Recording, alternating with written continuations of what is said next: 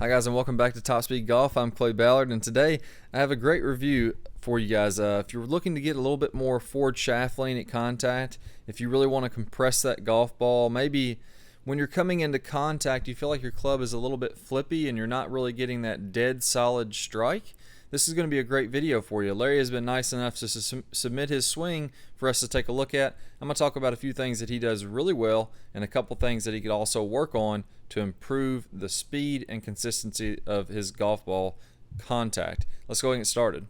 Alright, so the first thing I want to take a look at that I really like in his swing is he's doing a good job of getting a good turn as he's going back. So we can see the hips are going about 45 degrees as he's turning to the top, and you'll see the shoulders are right at about 90 degrees. So we want to get at least 90 degrees, and depending on your flexibility, if you're getting that 45 degree hip turn, you should be able to get at least 90 like we're seeing here, and a little bit extra would be even better. But he's doing a great job.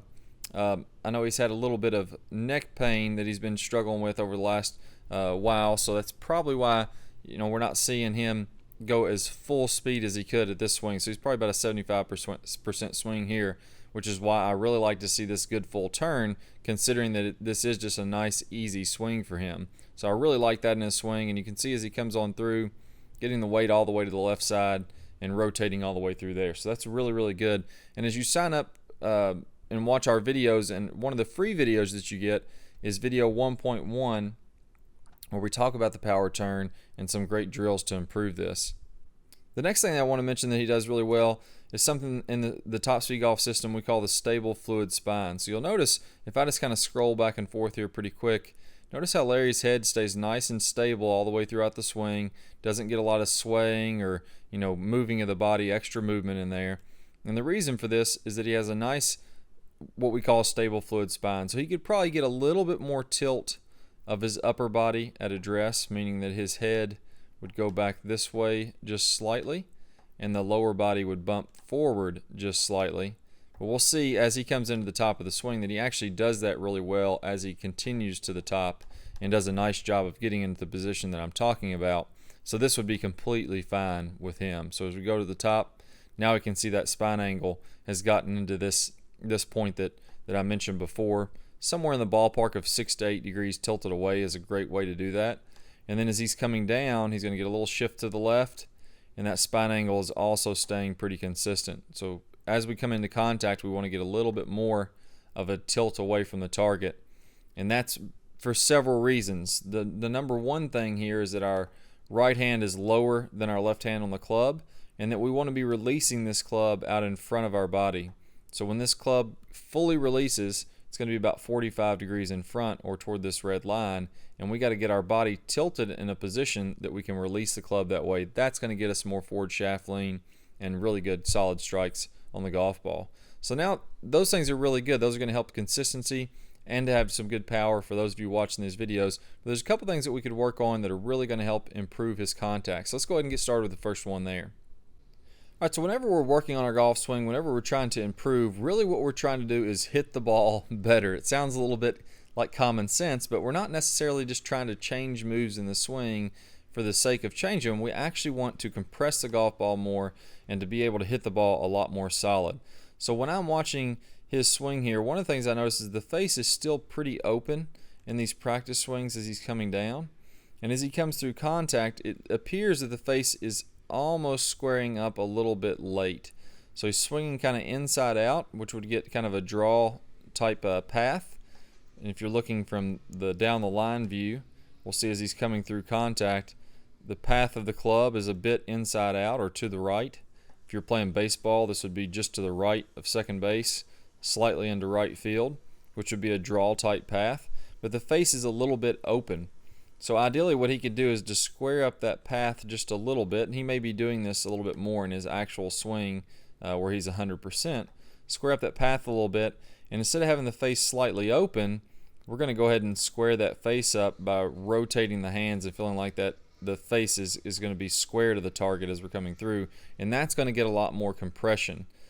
When you're doing this, if you swing a little bit to the right and the face is a little bit open, so let me try to explain how this could actually result in a pretty decent shot still. So if my path of my club is going this way, here's my target, straight ahead, and my face is between those two. Right, so my face is a little open to my target, but my path is a little more to the right. What's going to happen is the ball is going to start mostly to the direction of the face, and the ball is actually going to draw back in a little bit toward the target. So even though the face is open, it's not quite as compressed as it could be. We're still going to get somewhat of a decent ball flight. It's not going to be too bad of a ball flight as we're doing this. So if he can get a little bit more squared up face, and then most importantly, get some more forward shaft lean here as he's coming into contact. As he's at contact, we can see that that shaft is just slightly tilted forward. We kind of missed a couple frames here where contact would be. But we're slightly tilted forward. We could get a little bit more forward shaft lean as he's coming through here, which is going to get him a better contact on the ball. And the way he's going to do this is by working on the straight line release. So what that is, we can imagine the golf ball would be about right here. We want to release our hands and our arms and the body. Everything needs to release about 45 degrees in front, or what would be about 4 feet in front of the ball. So I know it's kind of cutting out of the frame, but if you were to draw a line from the center of the chest 45 degrees in front, that'd be about 4 feet in front. And that's when we'd like to see this club shaft splitting the forearms. And we can see here that his have already split the forearms about 2 feet in front. Now that may not sound like a big deal, still releasing in front, and obviously and he's doing a pretty good job overall with this motion, but the farther in front that we get the release, the more forward shaft lean we're going to have at contact naturally. So if I'm thinking about releasing my club here, I'm going to be losing that forward shaft lean as I'm coming through contact. If I'm thinking about releasing my club up here, which we can see he's already past that, then I'm naturally going to have forward shaft lean coming through contact. And the reason for this is we have lag as we start down, doing a pretty good job of building some lag halfway down. And as we come farther into the swing, if we pair up this lag position with our release position 4 feet in front, we're naturally going to have that club retaining its angle all the way down through there. So he's releasing this just a little bit early, and there's a couple things that I would work on to really help out with this. The first thing I would do is I'd watch a video called 1.3 What Causes Shaft Lean in the Straight Line Release section. So if you go to the Straight Line Release section of the website, go to video 1.3, so that's level 1, video 3. We're going to talk about where to release that club out in front and how to get some forward shaft lean. And then after he watches that, what I would watch is video number 1.4, which is the pet the grass drill, and that's in the lag section. So what he's going to feel here is that he comes into the straight line release and he gets this angle here in front. We can see that his arm and his club are already passing his hands. I'd like to see, if we drew a line straight from his chest out in front this way, the left arm would be straight, so this left arm starting to fold up a little bit. The right arm would be straight, and instead of this club being angled this direction, that club is still going to be angled back. And as he's coming into contact, one thing that's going to help with that is keeping a little bit more angle in the right wrist. So feeling like that right wrist stays angled back, or the knuckles of the right wrist stay back toward the elbow, and that's going to allow him to keep some forward shaft lean, to keep some lag as he's coming through contact, and saving that up to really compress the golf ball. And if he does these things correctly, he's going to get more forward shaft lean, more speed, and get a better compression on the golf ball. So those are the videos that I would definitely recommend watching for those of you that are members of the website. Those are really going to help you out. So we're talking about several videos here. I would recommend watching 1.4, which is a lag progression video, and then also 1.4 in the straight line release is the pet the grass drill. And then we also want to watch the what causes forward shaft lean, which is 1.3 in the straight line release. So those three videos will be fantastic to watch. They're going to help you get that compression, get more lag. And like I said, for those of you that are wanting to go out and practice something today, go ahead and look at when you release the club. We want that club releasing in our shoulders, our hips, our club, our arms, all that. We want it releasing 4 feet in front. So if we can see his is starting to fold up a little too soon, we want to still be maintaining that angle straight ahead. That's going to get you more forward shaft lean naturally. And then key in on that right wrist, the knuckles of the right hand, and remain a little bit of an angle in the right wrist as you're coming through contact. And as you get to that straight line release point, 4 feet in front, the right wrist is going to flatten out and you're going to get rid of that angle. That gets you not only forward shaft lean, but speed as the club accelerates on through there. So good luck. Watch those videos, guys, and I'll see y'all very soon. All right, so for those of you watching on YouTube, I got a great bonus for you. I got a lag drill that's going to help you to build more lag right away. I'm going to talk about the #1 lag mistake that people make, and that's going to tie in exactly with what we worked on today and getting a little bit more compression on the golf ball.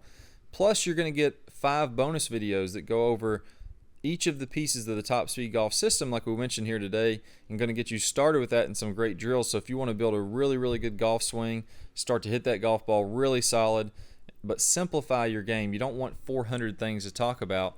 I'm going to give you the 5 most important things to do in your swing to play some great golf, and that's absolutely free too. So when the video pops up here in a second, just click the link that pops up in your screen or down below in the description if you're watching this on a mobile device. Click the like button, subscribe. It always helps us out to grow the channel. I really appreciate you guys watching, and I'll see you all in that lag video. Hi guys, and welcome back. I'm Clay Ballard, and in today's video we're going to talk about one of the absolute worst drills for creating lag. It's a very common drill that I see, and in this drill what we're going to do is we're going to set the wrist very early to create an angle of lag, and then we're going to try to hold this throughout the swing. It's one of the worst things that you can do to build lag. I'm going to talk about the science behind why this is the case, and I'm also going to give you a great drill to help you improve your lag, all in this video. Let's go ahead and get started. If I do it this way versus holding that position, exact same thing happens when we're building the lag in the golf swing. So what we want to do is throughout the swing, I want to have a very low and wide takeaway. So I'm not going to set my wrist early at all. If you look at a lot of the top players, you look at Adam Scott, very wide takeaway, not very much wrist set at all. You look at Rory McIlroy, you look at Tiger Woods. All these players are using a wide takeaway and not getting very much wrist set, so that later in the swing, as we start down, we can increase this wrist set, and we're really only going to max out this angle of lag for a split second in the downswing. Okay, so a 3-step drill here. Now, as we get started with this, I want to remind you that the fulcrum in this golf club for getting a massive amount of lag is right at the end of the golf club. This is where I want my hinge point to be. I want to use the full length of this club to build lag and then release lag.